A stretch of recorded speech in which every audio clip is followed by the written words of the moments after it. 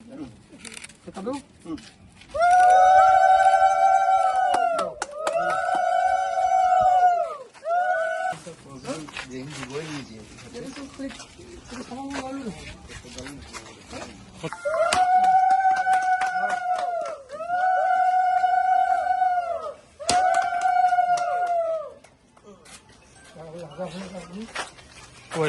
Minute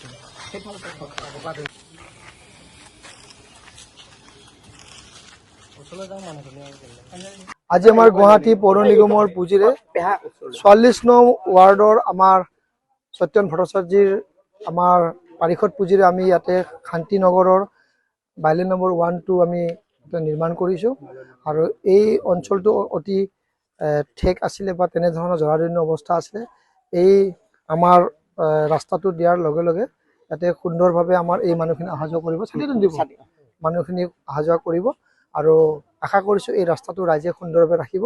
ইয়াতে প্ৰায় আমাৰ 11 লাখ টকা 12 লাখ টকা খৰচ কৰি নিৰ্মাণ কৰা হৈছে আৰু ইয়াতে 3টা ৰাস্তা সুন্দৰভাৱে 160 মিটাৰলৈকে আমাৰ বনোৱা হৈছে। এই ৰাস্তাটোতে সুন্দৰভাৱে ৰখাৰ কাৰণে ব্যৱস্থা গ্ৰহণ কৰিব।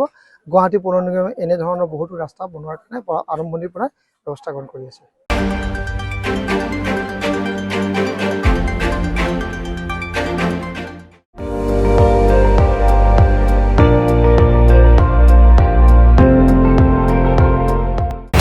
আপুনি চাই আছে ND24 সৰ্বশ্ৰেষ্ঠ নহয় সৰ্বোত্তমৰ দৌৰ।